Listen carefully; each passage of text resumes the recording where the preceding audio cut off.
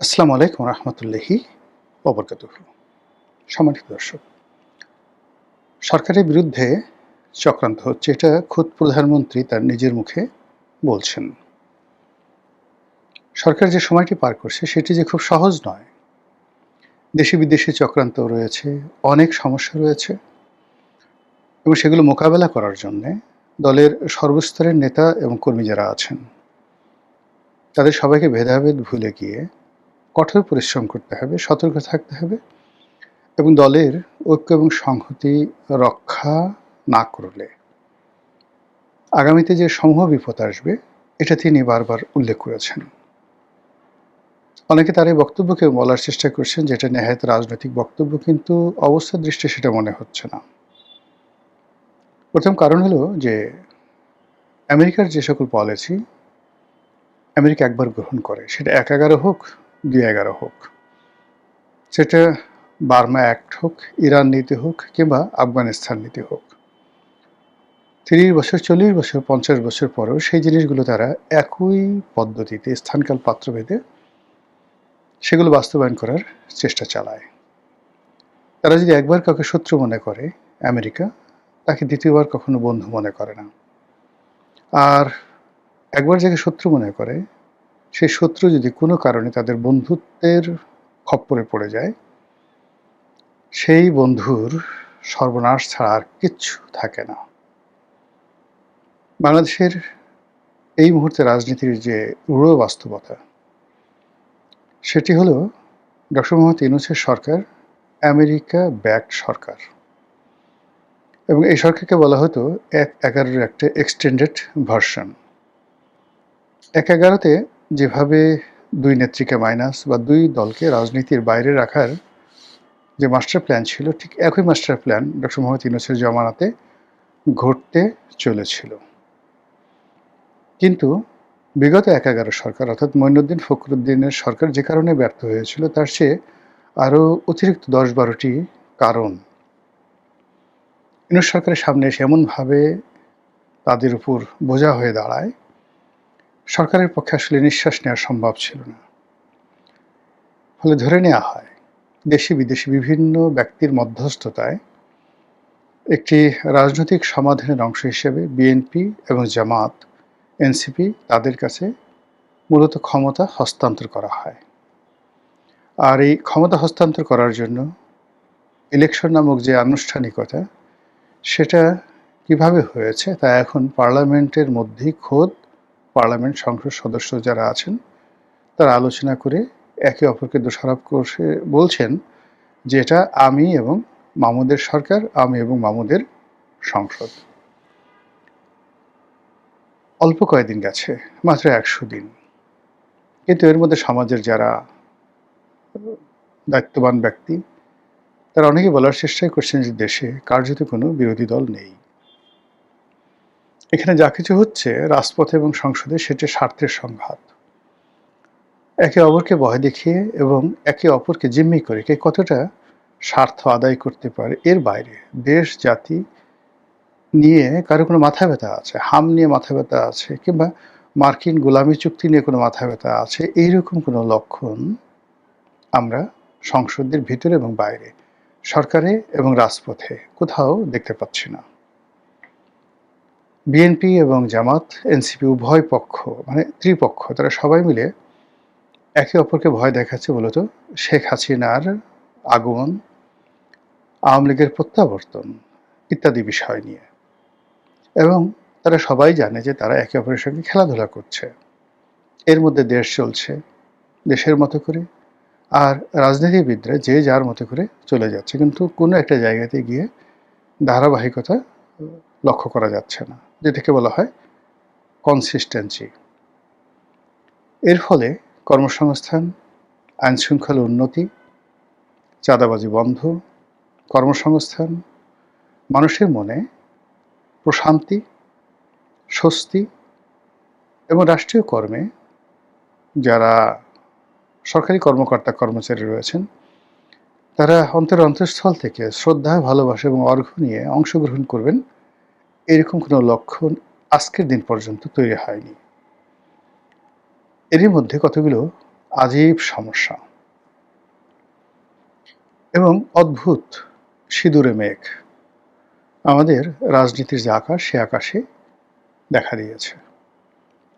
হঠাৎ করে ১/১১ যিনি প্রধান ব্যক্তি জনাব ডক্টর ফখরুদ্দিন সাহেব, একসময় তিনি বিএনপির জমানাতে বাংলাদেশ ব্যাংকের গভর্নর ছিলেন। আর ১/১১ যে পুতুল সরকার, সেই পুতুল সরকার যেটি আমেরিকার সরকার ছিল, যেটি ভারতের সরকার ছিল, যেটি সেনাবাহিনীর সরকার ছিল, সেই সরকারের একজন পুতুল প্রধানমন্ত্রী ছিলেন। কথা কম বলেছেন। আর ওই জমানাতে এখনকার জামানার চাইতে বা ডক্টর মোহাম্মদ ইউনূসের জামানার চাইতে যারা পর্দার আড়ালে থেকে এই পুতুলকে অর্থাৎ মঈনুদ্দিন ফখরুদ্দিনকে যারা খেলেছেন, যারা তাদেরকে পরিচালনা করেছেন বা পুতুলের হাতে পায়ে রশি বেঁধে যারা তাদেরকে নাচিয়েছেন, তারা বর্তমান জমানার চেয়ে দক্ষ ছিলেন, অথবা আমরা যারা সাধারণ জনগণ আমরা বেকুব ছিলাম। ফলে কি হলো, বিগত ১/১১ সময় রাজনীতিবিদরা ভয় পেয়ে গিয়েছিলেন, সাধারণ মানুষ আইনের প্রতি শ্রদ্ধাশীল হয়ে পড়েছিলেন এবং অনেক কিছুর মধ্যে অনেক পরিবর্তন হয়েছিল কেবলমাত্র অর্থনৈতিক দুর্গতি ছাড়া। যা হোক, সেই জনাব ফখরুদ্দিন সাহেব দীর্ঘদিন ধরে তিনি পর্দার আড়ালে ছিলেন এবং অল অন এ সাডেন এই অল্প কয়েকদিন আগে আমেরিকার একটি অনুষ্ঠানে তিনি সস্ত্রীক এলেন, অত্যন্ত হাসি খুশি, প্রাণোচ্ছল, আত্মবিশ্বাসী এবং মনে হলো নতুন কোনো মিশনের তিনি কমান্ডার ইন চিফ নির্বাচিত হয়েছেন। খবর এই পর্যন্তই। এরপর আমরা একটু প্যারিস থেকে ঘুরে আসি।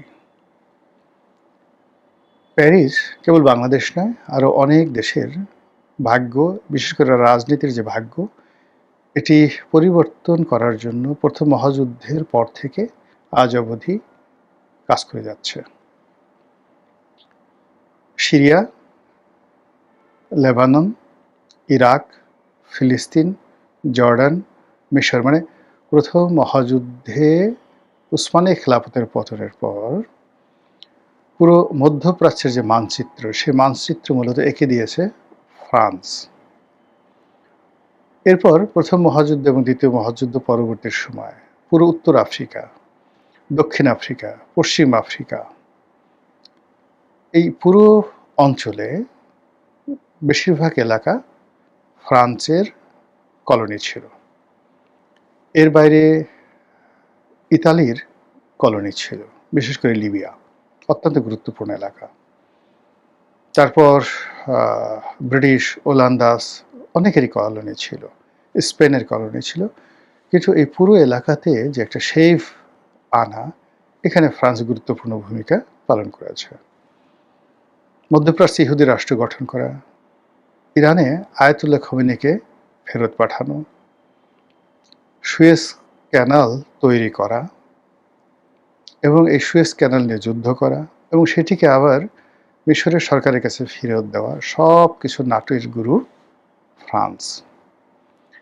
এই ফ্রান্সে এখন ডক্টর মোহাম্মদ ইউনূস আছেন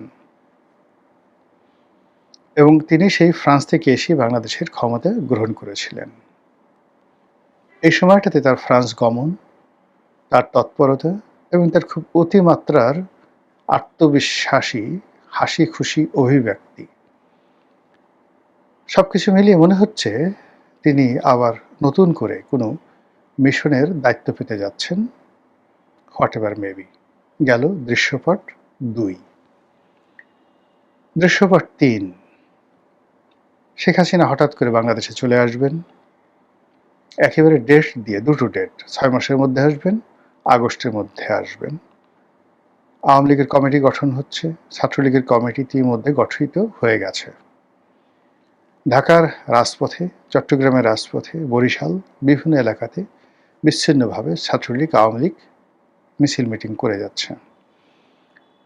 আওয়ামী লীগের যে সকল সাইবার টিম রয়েছেন, যারা অনলাইনে দলের পক্ষে প্রচারণা চালান, তারা ডক্টর মোহাম্মদ ইউনূস এবং তারেক রহমান এই দুজনকে একই সারিতে বসে এবং আমেরিকা বিরোধী প্রচার করে পুরো একটা সাংস্কৃতিক বিপ্লব ঘটিয়ে দিয়েছে। অসংখ্য গান, অসংখ্য কবিতা, অসংখ্য ছোট ভিডিও ক্লিপ, তারপর অসংখ্য টিকটক। এর বাইরে আওয়ামী লীগের যে সকল নেতারা কথা বলতে পারেন, তাদের নানা রকম বক্তৃতা এবং বিবৃতি। এগুলো করে শেখ হাসিনা যে বাংলাদেশের জন্য খুবই অপরিহার্য, শেখের বেটি আসবে, দেয়ালে দেয়ালে লিখে দে, এবং শেখ হাসিনাকে উদ্দেশ্য করে অসাধারণ কতগুলো গান রচিত হয়েছে যে আপনি রাগ করবেন না, অভিমান করবেন না, আপনি বাংলাদেশে না এলে আমাদের এই দেশ বাঁচবে না, আপনার হাতে এই দেশ নিরাপদ। এই ধরনের প্রচার এবং প্রপাগান্ডা একেবারে ধুমছে দিদাসছে ইন্টারনেটে এমনভাবে চলছে, ইন্টারনেট খোলার সঙ্গে সঙ্গে মনে হচ্ছে যে সেখানে আওয়ামীময় একটা জগৎ, এর বাইরে অন্য কোনো জগৎ নেই। ফলে এই ব্যাপক প্রচারণার কারণে মানুষের মধ্যে আওয়ামী লীগ সম্পর্কে যে বিষক্রিয়া ছিল, শেখ হাসিনার কখনো ফিরে আসতে পারবে না, আওয়ামী লীগ কখনো ফিরে আসতে পারবে না, এই পুরো জিনিসটি নিউট্রালাইজ হয়ে গেছে। এবার ঢাকা রাজপথে আসুন। ঢাকা রাজপথে আজকে যে ভিডিওটি করছি, আজকে অফিস খোলার প্রথম দিন, সোমবার, এবং জুন মাসের ১ তারিখ। আজকের এই দিনটিতে ইসলামী ব্যাংক দখল করা নিয়ে ইসলামী ব্যাংকের গ্রাহকদের পরিচয়ে জামাতের হাজার হাজার নেতাকর্মী মতিঝিল ইসলামী ব্যাংকের হেড অফিসের সামনে প্রতিবাদ জানাচ্ছিল ব্যাংকটিতে যে নতুন চেয়ারম্যান নিয়োগ করা হয়েছে তাকে বাদ দেওয়ার জন্য। পুলিশ বেধড়ক পিটিয়েছে এবং জলকামান ব্যবহার করে তাদেরকে সেখান থেকে তাড়িয়ে দিয়েছে।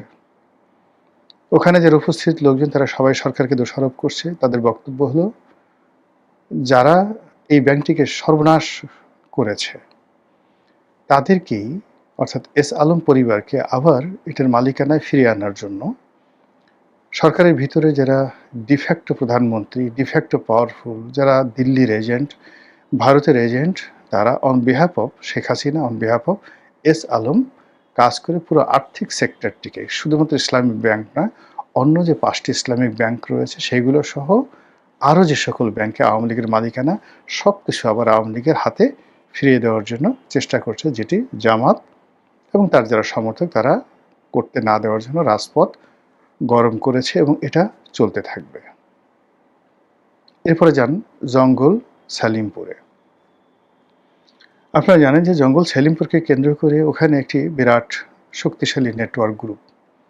আপনি তাদেরকে সন্ত্রাসী বলতে পারেন, চাঁদাবাজি বলতে পারেন, কিন্তু ওই জঙ্গল সালিমপুর এলাকার যে সাধারণ আমজনতা, তারা তাদেরকে রবিনহুডের মতো মনে করে। এই এলাকা সরকার নিয়ন্ত্রণে নিতে চাচ্ছে। কারণ হলো যে এই এলাকাকে কেন্দ্র করে যে রাজনীতি, সন্ত্রাস, অস্ত্রবাজি, চোরাকারবারি, ইয়াবা ব্যবসা থেকে শুরু করে অস্ত্র ব্যবসা, এর ফলে কি হলো, পুরো চট্টগ্রাম শহর এবং অন্যান্য যে সকল পার্বত্য জেলা আছে সেই পার্বত্য জেলার সঙ্গে চট্টগ্রাম বন্দরের যে একটা সংযোগ, এবং চট্টগ্রামের যে ব্যবসা বাণিজ্যের কেন্দ্র খাতুনগঞ্জ, সেখানকার ব্যবসায়ীদেরকে নিয়ন্ত্রণ করা, কালুরঘাট ভারী শিল্প অঞ্চলকে নিয়ন্ত্রণ করা, পুরো জিনিসগুলোই মূলত এই রুট দিয়ে একটি বিশেষ রাজনৈতিক দল বা গোষ্ঠী তারা দীর্ঘদিন ধরে এখানে প্রভাব বিস্তার করে আসছিল। এমনকি আওয়ামী লীগ জমানাতেও তাদের সেই প্রভাব তারা অক্ষুণ্ণ রেখেছিল, বজায় রেখেছিল। সরকার ঠিক সেই কলিজাতে হাত দিয়েছে যেভাবে ইসলামী ব্যাংকে হাত দিয়েছে। এটি নিয়ে পুরো চট্টগ্রাম উত্তাল। এর সঙ্গে পাহাড়ি জনগোষ্ঠী, পাহাড়ি বিভিন্ন সংগঠনের নেতৃবৃন্দ এবং একই সঙ্গে রোহিঙ্গা আরসা, তাদের মধ্যে অস্থিরতা দেখা দিয়েছে। স্বরাষ্ট্রমন্ত্রী, পুলিশ, সেনাবাহিনী, বিজিবি তারা সর্বোচ্চ চেষ্টা করছে জঙ্গল সালিমপুরে রাষ্ট্রের একক কর্তৃত্ব প্রতিষ্ঠা করার জন্য। দরকার হলে পুরো অঞ্চলটিকে 3000 একর জমি বা 4000 একর জমিকে সমতল ভূমি বানিয়ে সেখানে অনেক কিছু করা হবে। এটা নিয়ে ওই অঞ্চলে একটা খেলাধুলা চলছে। এরই মধ্যে সরকারের একজন মন্ত্রী, পার্বত্য বিষয়ক যিনি মন্ত্রী, তিনি পদত্যাগ করেছেন। স্বাস্থ্যগত কারণ দেখিয়েছেন, কিন্তু একটার পর একটা কনফিউশন কিন্তু তৈরি হয়ে গেছে।